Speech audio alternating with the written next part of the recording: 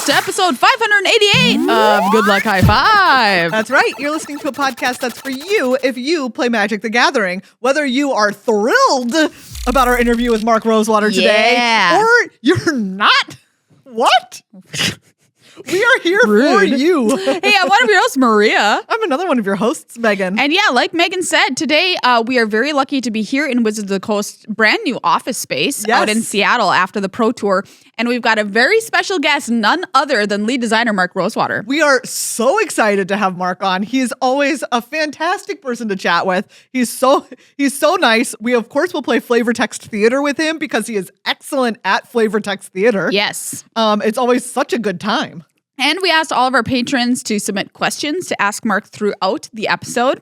So we've got a bunch of your questions. Thank you for sending them in that we'll put to Mark. And we'll have him stand up and answer for the people, you know? Yeah, absolutely. Speaking of, thank you to everyone who makes this show happen. Thank you so much to all of our patrons. However long you have been a patron, it means so very much to us. And thank you especially to our new or increased patrons, Matt, Greg, and more. Yay, Matt, Greg, and more. That sounds like we're saying and more, but yes. it's no, and more. And more. Matt, your donation matters to us so much. You matter. All right? You do matter, yes. Matt. And Greg, you've got great Greg's his legs. You're Greg-excellent, okay? Yeah. I love Greg. You're doing excellent work. You're Greg-excellent. And more, what more can we say other than thank you, and we appreciate you so much. You can become a patron by going to patreon.com/GLHF Magic. You're not just more, you're the most. Oh, that's nice. Thick. I feel good. And also true. Yeah. Thanks. You get early access to episodes. In this episode, you get to hear more questions with Mark Rosewater. So we have an extended interview with him. You can also, once you become a patron, you get access to all the back episodes. So even if you're not one in time, you'll still be able to get access to it once you increase. Yeah. We do no ad versions of our videos for patrons, access to Discord, etc. So consider it. All great. Consider it if you haven't considered it already. Thank you as well to our sponsor, Card Kingdom, cardkingdom.com/GLHF, the place to go for all of your boosters, singles, and other magical needs. Absolutely. They have a lot of sales that are going on that they'll email you about too, so join their email list if you want a heads up on when those are happening. One of our questions that somebody asked for Mark that we didn't get to ask him was about the fact that we don't have core sets anymore, quote unquote. Yeah. So what products is Wizards creating to make it easier for newer players to join the game? Yeah. To which I answer, Card Kingdom is doing that for them. They have so much great stuff. They have battle decks that you can play. They have starter decks that you can get. So Card Kingdom, also the place to go if you're trying to make Magic players out of the people in your life. And I mean, that is truly our job, is to create more of us. Card Kingdom, a weird, twisted religion. Make more Magic players. Right? Right? Megan was looking very pointedly into the camera when she said that, in case you're not watching the video. But yeah, thank you. cardkingdom.com/GLHF. Check them out. Megan, what do you say we talk to Mark Rosewater? Let's do this.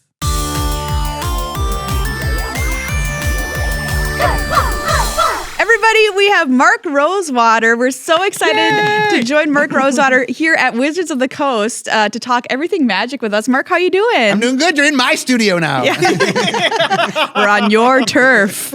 And we just finally you're on my turf. Okay. We just came out of Pro Tour Thunder Junction this past weekend. So not only are we exhausted, but we had a great time. So good. It was so fun. Yeah. The set's awesome. Oh, thank you. For you, what's your favorite part about Thunder Junction? I am super proud of the mechanics. I mean, obviously my job day in, day out is let's keep making new mechanics. And I'll be honest, not every mechanic is as good as every other mechanic. Some mechanics are better than others.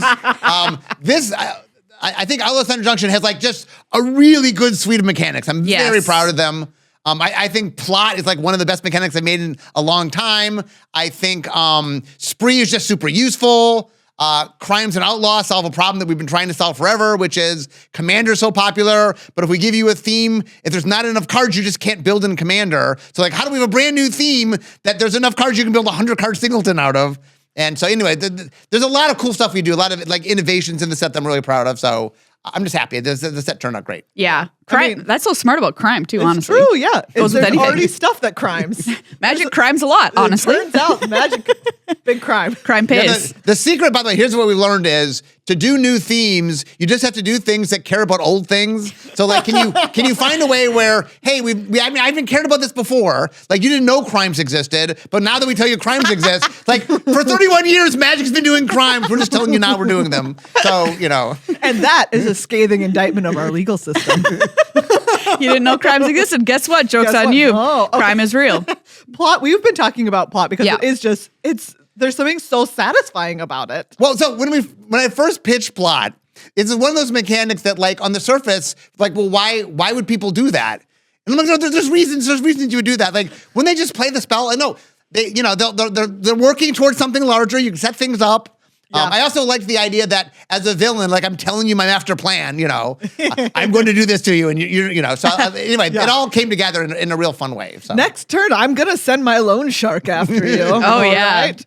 I said at the pre-release, I felt like plotting felt like cheating because I would just sit there and I paid, but then the next turn I would be able to triple spell on some occasions. And I Yes, was like, yes. oh, wow, this should be Exactly. illegal. This sounds- Speaking of crime. Speaking of crime. Yeah. Well, it's fun. One of the things that's great is it is really fun to sort of build up toward things, and normal Magic lets you do it, but here's a mechanic like the whole point of this mechanic is I'm building towards something, and I'm going to do something awesome. Not right away, but something awesome is coming, and it's really fun. That's why I enjoy plot so much is the more you play with it, the more tricks you learn. Like, it really is a super useful mechanic that at first blush doesn't seem like it does a lot, and the more you're like, oh, I can do this, oh, I can do that. Like, that's what I love about the mechanic is I love things that seem a little benign at first, and then as you get more experience, you're like, oh, wow, this does all sorts of things. I got to ask then, how did you develop a mechanic like plot? What's the story there?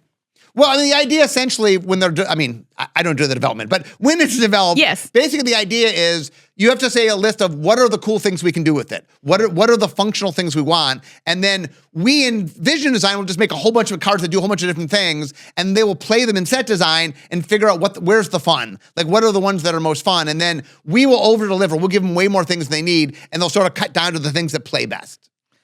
Oh, fascinating. Do you have a favorite card in this set, Mark? I do. Ooh, I'm trying to guess what it is right Okay. now. I'm going to guess it's Tiny Bones. Oh, Tiny Bones is great. I'll give a clue. Okay. I'll give a clue. This is something that has made some people very, very happy and made others very, very upset. I feel like that's every card in Magic the all right. Gathering. Oh, wait. Okay. Okay. I You feel got like it? You got it? I feel like it's Holy Cow. It is Holy Cow! All right. The thing I find so funny, one of the things about Holy Cow is a lot of people are like, why are you guys making unsets? And I'm like, if we put Holy Cow in an unset, Give me a It break. would look nothing like that. No. He'd be doing benediction or something. Like, it would look nothing like that, He'd have a little Pope hat. It would be so cute. Have his little Pope hat. Yeah. It would be. So. Absolutely. Then there'd have to be a mobile, a Holy Cow mobile that he Yeah, goes yeah. around No, it in goes to in. wave to the crowd. And it Yeah, can only it's a vehicle. Be crewed by Correct. Like it could only be crewed by the Holy Cow. By cows. By cows. Okay. Or ox in this case, Yes, as the case may be. Yes. Oh, sorry. I just haven't talked about how much I love Bruce Tarl. Oh, Bruce is That's great. all. I love Yes. Bruce Tarl. Anyways. How much of a consideration is Commander now in current standard set building? I mean, a lot. I mean, once upon a time, we made sets for standard, and now it's like we make sets for lots of formats. Commander is right now the most played tabletop format. And so we have to, like, for example, let me take Crimes and Outlaw, Sure. the Outlaw batch. One of the challenges of making stuff for Commander is if I make 8 to 10 cards, that's enough to play a standard deck. Mm-hmm. Commander needs, I think, 6.5 times Yeah. that. Instead of 4 of 60 card, you're playing singleton 100 card. And it just, like, even when we had blocks, we couldn't fit enough themes in. So, Yeah. okay, we only have one set. How do I make a theme that's new and different, but you can play in Commander right away, right? Like, we make energy, and like one day we'll make enough energy things that you can, like we're working on that recently. But what the idea is, how do I make a theme that you, the Commander player, can right away do something? And so the secret is we have to take things you already have, but give you a context that you don't have. Yeah. You know what I'm saying? Give you something like, okay, it turns out you've had outlaws all the time. You've been committing crimes all the time. Those exist in the thing. And that a lot of what we're trying to do is give you a new way to think about things. Like you've never built a crime deck before. You've never built an outlet. Like those connectivity things haven't happened. But now that we give you the tools to do that, you have the whole history of Magic to look at. And so that's the space we're playing in right now. How can we do new themes in a way that aren't so linear that you just have to wait for like 8 years before you can make a deck with them? One of my favorite ones is that I'm actually building a Kellen the Kid deck that's a cast from exile or like cast from anywhere that's like not your hand. Yeah. And it's so fun because it's like, oh, there's all these plot cards, which are very cool. But then there's also foretell cards. There's also so much like cast from the top of your library style cards. So I feel like that also kind of fits into what you're saying. It's like, oh yeah, you could always cast from exile, but now there's more ways. We're adding more ways to cast from exile. And the challenge, and this is the long-term challenge, is there's only so many things that exist. I mean, period in the world. And one of the reasons that I've gotten really into batching recently, so the Outlaws is what we call batching, where we make a word and we're like, well, it's these things. Historic was our first batching. And the reason we batch historic is no one got it.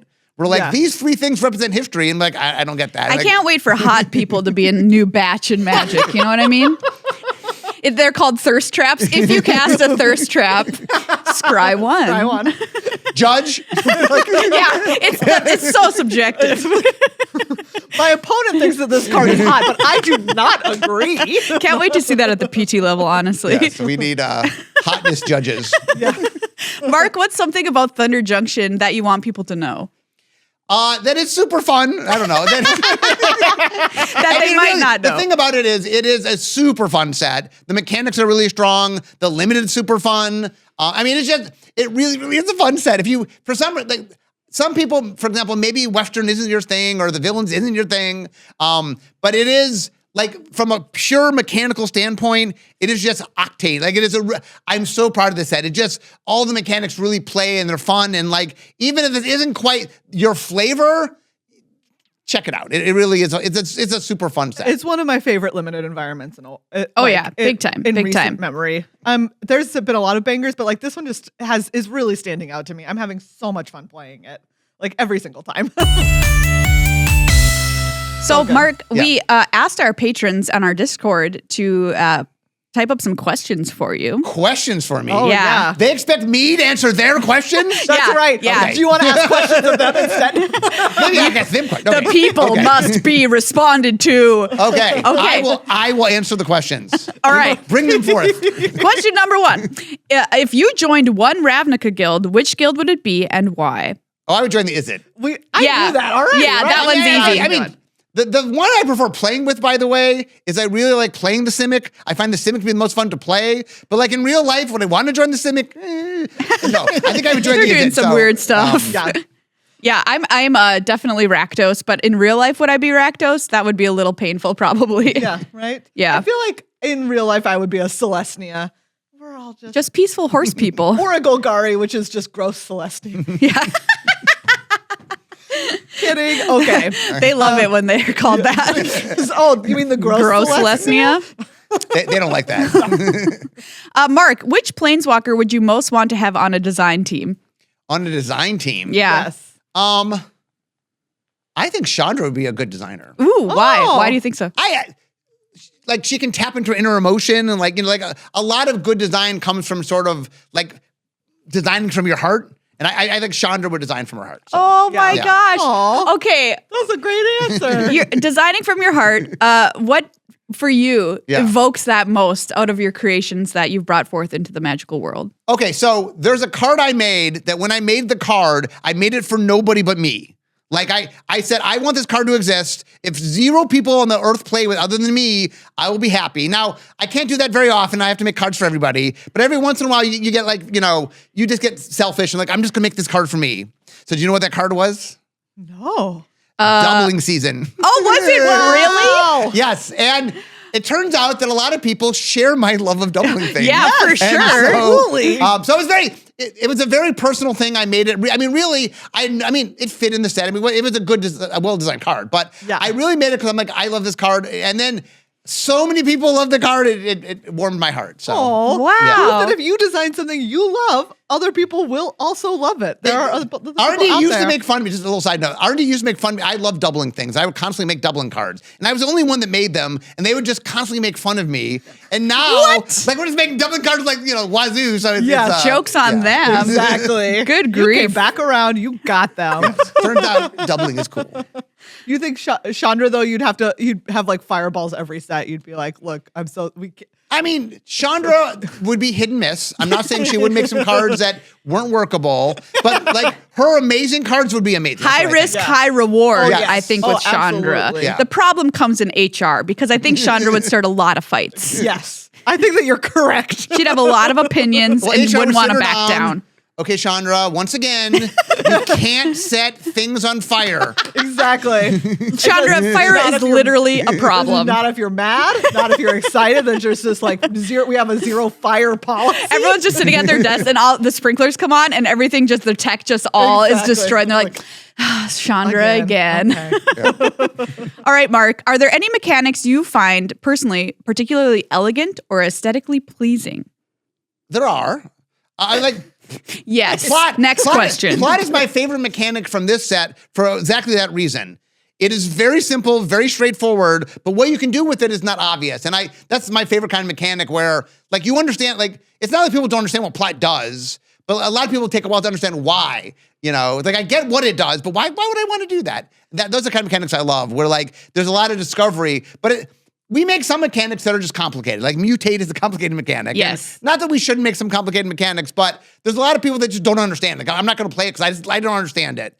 I love making mechanics that are simple and everyone gets, but there's depth in the play. Those are the cool stuff. I mean, as far as like elegance. Is there anything like? Is there another mechanic that comes to mind that like also fits in that space?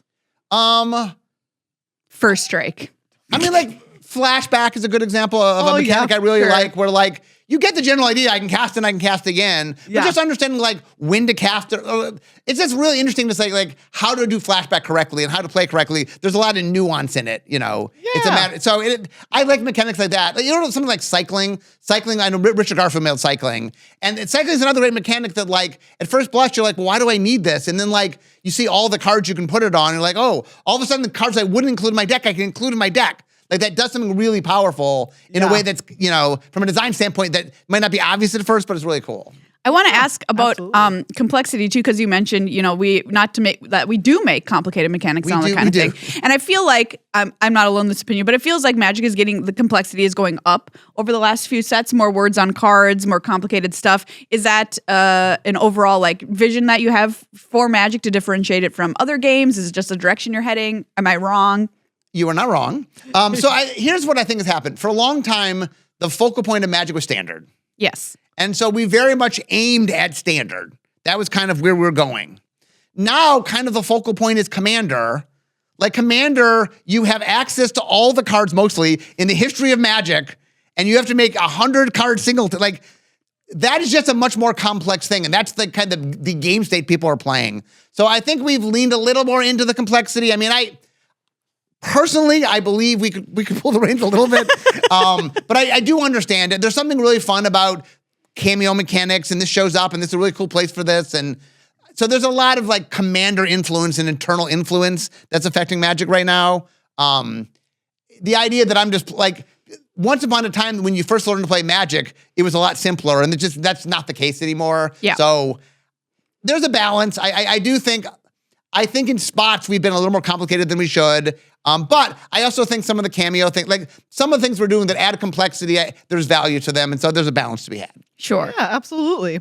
Do you have a favorite mechanic of all time? Do I have a favorite mechanic? Depends how you define mechanic. You can define it however you want to. Sure. I mean, I just did in Chicago, I did my favorite 20 mechanics of all time. Yeah. So flashback was number one. Yes. Yeah. Okay. Now, but if I can redefine how I want to define it. Yeah, go for it. The thing I'm proudest of making, I've worked here, it's my 29th year, I think, of making Magic. Wow. My, 2025 is my 30th year. What are you going to do for your 30th? I don't know. Oh, man. The mechanic that I'm proudest of making is hybrid mana. Oh, yeah. Just because like, once again, when I made Hybrid Man originally, so I was working on original Ravnica, and I was just trying to understand how gold cards worked. And I realized that gold cards were and like I could make or. And so I was really excited. I made some cards, and then I ran around, like I was really excited. And everybody's response to it was like, oh, okay, I guess. No way. And I was like, one of the things I'm very good at, like one of my strengths here is I'm really good at potential. I'm really good at like seeing something go, oh, that will become something. And the second I made it, I'm like, oh, this is so useful. Like this is like this great tool. I can't believe we haven't made this yet. Like that's a great thing in Magic. Sometimes you make something, you're like, how have we not made this yet? You feel very proud because it's so obvious. Yeah. And hybrid is just, and right now, like we use hybrid left and right. Like it's become exactly what I thought it would be, which is a very, very valuable tool. If one format would play it correctly, I would love it. But other than that, it's just really neat to see. And anyway, I'm very proud of like making something like so basic the part of the game, you know what I'm saying? It's not like I just made a random mechanic. Like I made mana symbols, yes. you know, like you made something that is now intrinsic to the game of Magic. So, like, anyway. Can you imagine Magic without hybrid mana symbols? No, absolutely not. Absolutely anyway, not. that's from a design standpoint, it's like there's things that are just organic that's the thing that I made that I'm so proud of. I was the guy that made it, you know, so. Okay, the reverse question. All of the mechanics lay at your feet, Mark, and one of them is getting voted off the island. Who is it and why? You must. The one that wow, this is tough. That hits the hardest. I mean, this is not an unknown thing. I have a great love for the unsets. Yes. They're my babies. They're the thing I'm most passionate about. I don't get to make them very often. So the fact that I made a set and I just made one of the worst mechanics of all time in the set is just. It's like a knife through the heart. You're hurting me just the way you're saying it. It hurt so the mechanic is gotcha. And here's the worst part about it, is we were playing gotcha and we were having fun. And then we did a play test and one of the people said, well, don't I just not talk? I go, no. Like people are having fun. That's like, this is not, we're not playing tournaments with it. This is a fun thing. Will you define it for people who might not be familiar? Oh, gotcha is a mechanic that said, if this card is in your graveyard and you do a certain action or say a certain word, they can say gotcha and get it back. Okay. And sometimes it's vocabulary words. One of them talks about numbers. There's one about flicking cards in your hand. There's one about touching your face. There's one about laughing. Ooh, I'm out. So basically, my thought process when I made it was, hey, part of the fun of it is not giving up. It's just trying to do what you want to do, but not doing it.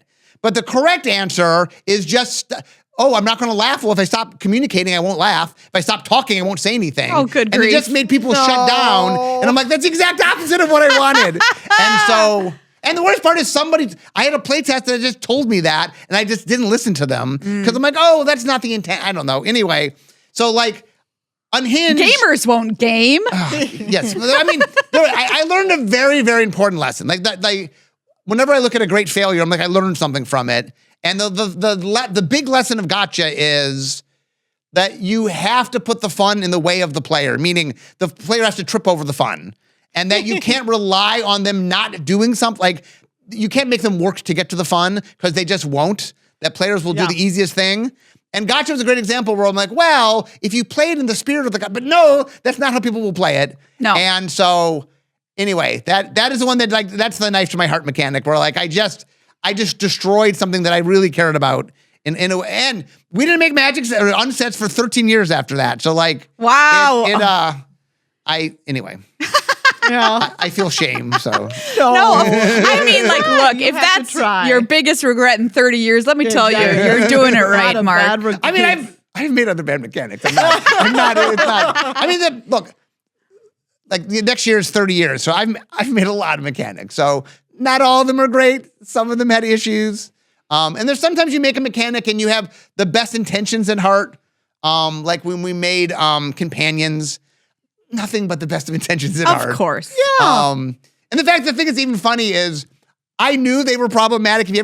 My handoff, I'm like, I've designed the set, so if you need to cut them, you can just cut them from the set. Like I knew they were problematic, but like they were fun and they. It's a great idea. So the idea was good, but. Absolutely. And you know what? I feel like we say this all the time, but like sometimes if you're pushing things enough, it means that sometimes you'll misstep. If you never misstep, it means that you're You're not innovating. You're holding back. Yeah, in my opinion. There's a line that that the greatest risk to Magic is not taking risks. Yeah, absolutely. Right? That we have to try things. And for example, if nothing ever got banned, probably we're not pushing the boundaries enough. Yeah. And so, I mean, my big belief from a design standpoint is I want to not make the same mistake. I don't really get mad at myself for making mistakes. I mean, gotcha hurt, but I don't really get mad at myself for making mistakes in the sense that if it's a brand new mistake I've never made before, oh, okay, part of this is experimentation. I get really mad when I just make the same mistake again. You know, it's like, I knew better. I knew better than to do that. So, what year do you think it'll be when you run out of ideas? Well, I'll be dead long before we run out of ideas. I mean, it just seems so hard, right, to find something truly new and innovative in the Magic space, right? Well, I mean, part of the thing is true innovation, meaning we've done something we've never done before, gets less and less. Yeah. I don't think most Magic sets need that. I mean, every once in a while, we want to surprise you, and I like one of the stories I tell that is great is we were previewing Innistrad at the PAX party. And the way it works is we have a curtain and we reveal the card. Okay, so this is when we did double face cards for the first time. So I don't remember what card it was, but we showed you the front face of the card, and then we rotated the card to show you the back face, and nobody understood what we were showing them. Yeah. Like nobody got it. Like they're like, oh, here's a second card. Like, no. That card and that other card, they're on the same, like I literally brought the card with me to show people. It was so out there. Or like when we made split cards, I remember watching at the pre-release, people open them and see it for the first time and go, what in the world is this? You're like, I want those moments. Yes, I want to do things where absolutely. the audience goes, I cannot believe you did that. Yeah. But as Magic goes on, hey, less and less we can pull that off. I mean, I feel like recently, like sagas. Sagas is that for me for sure. Like seeing a saga for the first time, I was like, what? Like we've gone outside the 2D space and created another exactly. 2D space in the 2D space. You know what I mean? So I mean, that's the hard part is as the job goes on. One of the things I joke. So in Star Trek, one of the bad guys in Star Trek is called the Borg. And so we're familiar. You know. Okay. So the thing about the Borg is once you use a weapon against them, they learn it and then it's no longer effective against them. Yeah. So sometimes I joke that the audience is like the Borg. Like we do a new innovation, but then they know it. And so it's like a lot of times there's the challenge of like, how do we surprise them? Now, what I've learned is a lot of the surprises don't have to be big, giant surprises. Sometimes it's little tiny subtle things that, so I always am looking for ways to surprise players, but there's a lot of different ways to do that. So. Yeah. Sometimes it's just fluctuating the bandwidth that you're firing your phasers on. Yeah, it's a great point. It's a great point. They don't expect that. Yeah. That's going to relate to my next question, which is Star Trek Universes Beyond and when? By the way, it is our master plan to get as many licenses that players will love to have and try to make them in Universes Beyond. All right. So, I will say this, having worked on Universes Beyond. So I worked on Lord of the Rings, and I mean, I read the books, I saw the movies. I mean, I'm not like I know Lord of the Rings, but I'm not a die-in-the-wool Lord of the Rings fan. I mean, I'm a light fan, but I'm not a heavy-duty fan. Same. We finally got to an IP that I adore, which is Marvel. Yes. And it is so much fun working on it is so much fun. It is, in fact, what made me understand, like, finally I really got UB was playing with a set that I cared about. And it is taking something that you love, that I've grown up with, I love Marvel and I love Magic, and combining them into something it's like criminally fun. It is so much fun. Who's your favorite? Who's your favorite Marvel character? X-Men are probably my favorite team. Yeah. Are you watching X-Men 97? Am I breathing? Yes, of course. The thing I love about that show, by the way, is they will burn through so much content. Yeah. Like they did Inferno in one episode. I know. Like it's going pretty fast. Like 26 issue, like maybe one episode. So, yeah. No, I've been enjoying it immensely. So. Ooh, very excited. In fact, when I started, so as a kid, I was reading comics as a kid. I was more DC when I was younger. Like Flash was my favorite character. And then in my teenage years, I got into Marvel and I got into X-Men, which for the X-Men fans out there, it is like prime, like burn, they like prime, like Days of Future Past, the Dark Phoenix. It was like right at the. It imprinted on your brain at the right moment. One of the first X-Men comics I ever read was like Days of Future Past. Yeah. Like how does that not? And then I went back and bought old issues so I could. At the time you couldn't just like You didn't just have like Marvel Unlimited to go read the old things. So I remember buying old issues so I could understand what's going on. And anyway. Somebody asked, what's the oldest comic book that you own? The oldest comic book that I own. I used to buy a lot. DC did this thing where they did these 100-page issues, and Marvel I think did it too, where they were 100-page issues like back in the 60s and 70s. And I loved, they would be like 80 to 100 issues, 100 pages, and they'd have all these different stories like Superman family and Batman family and stuff. Anyway. I went back and bought a lot of those, so some of those are maybe the oldest. So. Oh, that's great. Oh, but as a present one year here at Wizards, R&D bought me as a present the X-Men #1. I mean, it was like a 5.6 or something. It wasn't rated super high. But anyway, I have an X-Men one. So anyway, that's amazing. That's a great present. That's really cool. Yeah. So that. Actually, now I think of it, I guess that maybe that's the oldest. So. All right, changing track a little bit, but still a very important question. Okay. You have to assign a default rodent to each color in Magic. What rodent do you choose for each color? I think, by the way, we have a rodent in each color. Okay. Yes, I think we might. The real question is, what's Blue's rodent? I guess so. Rats are clearly in black. Yep. Mice are clearly in white. Yep. Yes. Gremlin are my favorite rodents in red. Yes. Squirrels are green. Squirrels are in green. So the question is, what is in blue? It's a blue rodent. Have we done capybaras? Yeah. No. Yeah, we have. Remember the capybaras in the hot tub? Oh, yes, that's right. That was green. So they were green. Oh, they were green. Yeah. I'm not quite sure who the blue rodent is. Is it a beaver? Beavers, I think, are rodents, technically. But there's the giant beaver in Outlaws, and it's green. And it's green. Because they build into the water, and they're smart because they're building a dam. All right. I mean, the real question is, what's blue rodent? I'm not quite sure. Chinchillas? I feel like chinchillas are just Chinchillas seem very white to me. White or green, I'm not what sure. about hamster? No, not a hamster. Absolutely not. Oh, so one thing I will say is, during the pandemic, we started fostering animals. Wow. So anyway, because we were stuck at home, and so we thought it'd be. My wife's always wanted a pet, but I didn't want a pet. So like, okay, the common ground is we get a pet for a while, but then the pet goes away. So we've fostered like 4 dogs and a whole bunch of cats. But we fostered 2 guinea pigs, which I knew nothing about until we fostered the guinea pigs. Yeah. Like if you'd asked me, and now I know what a guinea pig sounds like, you know. What does it sound like, Mark? So the guinea pigs learn when you open the fridge, because that's where the food comes from. So when you open the fridge, they go screech, screech, screech, screech, screech, screech. They get very excited because they know that their food is coming. But when you open the fridge for other reasons not to get their food, they still go off and they're like, I guess I'll get them food. So that's they learned. Yeah. Okay, I found out the blue rodent. It's the mouse. It's the dead mouse in the talons of a bird as it swoops in. You know what I mean? Because birds are very blue. It could just be illusionary rat. Yeah, it's like an illusion rat. Okay, I kind of feel like maybe chipmunk.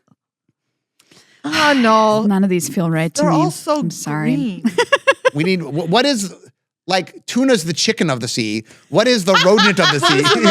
What is the rodent of the sea? I love the idea that someone's like, we need to sell tuna. How do we sell it? Well, people don't understand the ocean. That's foreign to them. I need to put it in a way they can understand. People don't understand the what would be ocean. if tuna lived on land? Oh, I get it. It's the chicken of the sea. Tilapia has been suggested. Tilapia. And then people are like, chicken. I like chicken. Great, Okay. the chicken of the sea. I'll try that. Oh my gosh! What about a puffer fish? That's kind of like anyway. I'm trying to think. What are the little ones that like? Okay, I'm kind of back on half land. Like half I get that there's sea creature. Giant beaver had to be green because it's giant. Normal beaver. I do think we could do a blue beaver. Yes. You heard it here first, everybody. I mean, they live in the water. Exactly. So, yes. They do, like Maria said, like they're smart. They're industrious. Okay. They're like building things. We figured it out. We'll pick beaver. Okay.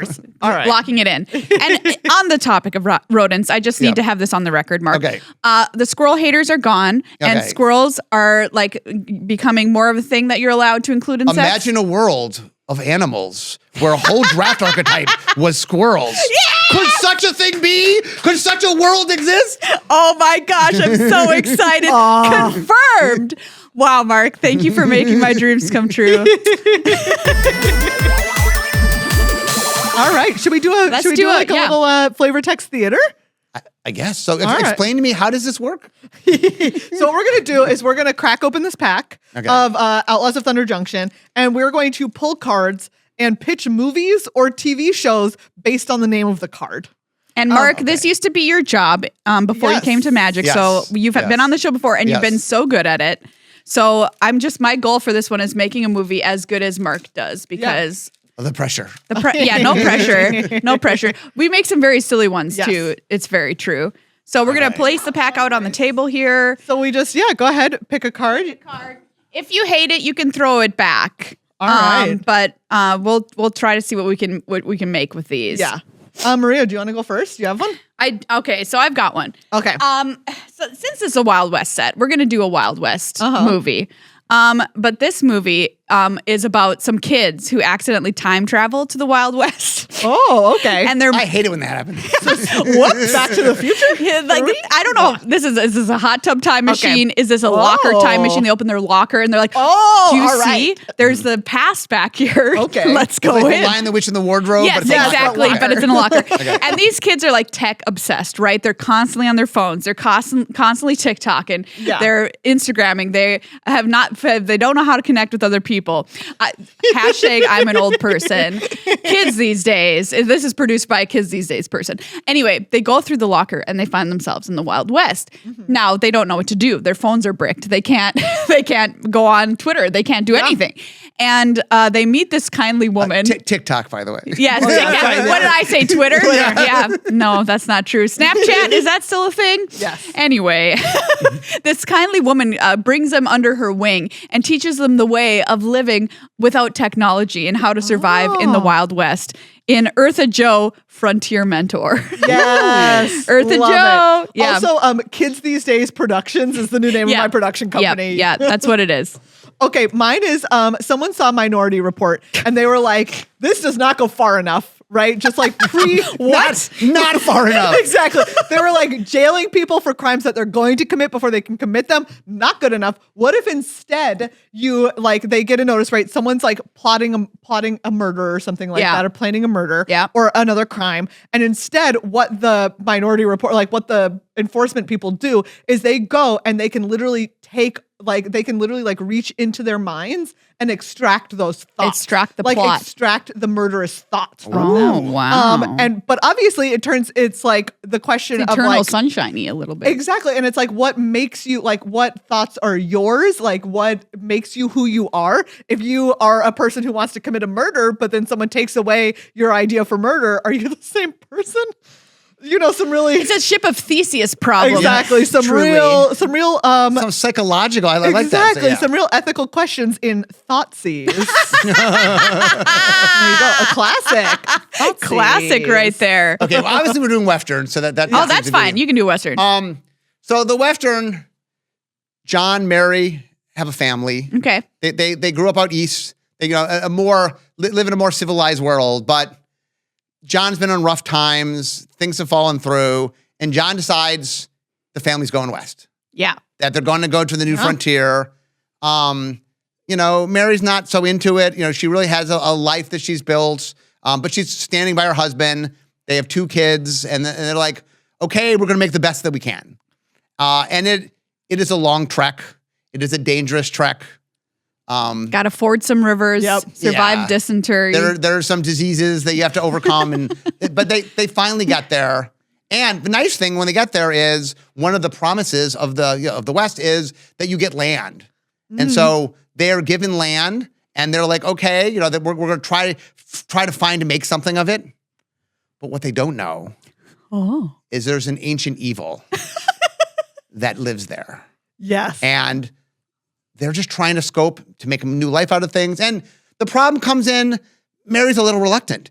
This isn't really how she saw her life going. The kids really, this is not what they want, but they're all standing by the father. And what they realize is that evil forms are the most innocent of things possible. It's not coming in the form of people. It's not even coming in the form of animals. That the evil itself is formed out of bits of the land. And what they realize is the tumbleweeds themselves are alive. Yes. And little by little, we meet their neighbors who seem friendly, but one day they're just gone. until they realize that it is the tumbleweeds themselves that are eating the people. And John and his family have a last passion to stand against tumbleweed rising. Yes. Wow. You know what? Oh, man. I think it would be great to see a tumbleweed Eat somebody? eat somebody. I think this is great for some practical props. It was like, yes. The Thing style. Practical effects. Yes. I want to see a giant tumbleweed like roll Like over a person. and open its tumbleweed mouth. You don't see the tumbleweed eat somebody till like the 3/4 of the movie. Yes. Yeah. Because they got to save that. But so into That'd it. be so cool. Because when the people are missing and there's just tumbleweeds blowing by and they're like, it's so empty. What's going on here? Yes, and it's Like like they the don't wind know. whistling. The call was coming from inside the tumbleweed. Oh, that's great. I love a good Western horror. Yeah, Has Western that, horror. You gotta. has that ever happened? I mean, nope. There's never been. No, the film. Oh. Okay. By the way, Fair the point. cross genres are hot right now. So Yeah, that's a good. Okay, all right. Absolutely. So he's making a good case for himself. and we'll get Steamboat Mickey in there somehow. So. Yeah. We have him now. Okay. This next movie that I'm going to pitch you is, once again, someone is young and impressionable, and they fall in with the wrong crowd. And someone is like, "Hey, do you want to make some quick cash?" And they're like, "Yeah, absolutely." Okay, well then I need you to stand on these street corners and like sell some watches. And they open their coats and they're like, "You want to buy a watch?" Classic. Yeah. And they do it. They get out on the street corner, they do the watch thing, and somebody's like comes up to them, they're like, "Yeah, I'll buy that watch."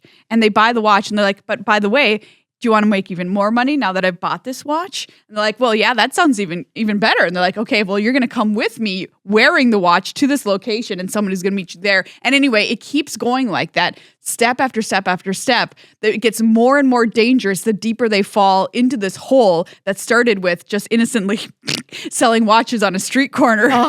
And then it gets all the way to assassinating world leaders or whatever. What? It just keeps going because guess what? The grift is shifting. It's a shifting grift.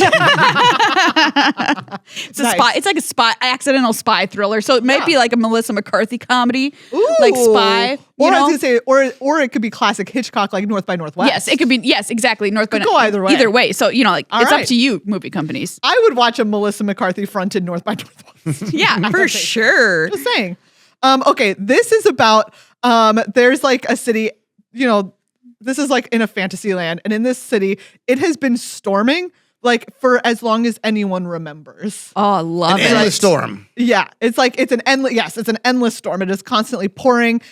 And the problem is that like back when this first started, obviously there were some people who left. They were like, this is untenable. We leave, and no one knows what happened to them, but they're gone now. And it's now been storming for so long. Question: Is it like Waterworld, or does it just magically not go into the?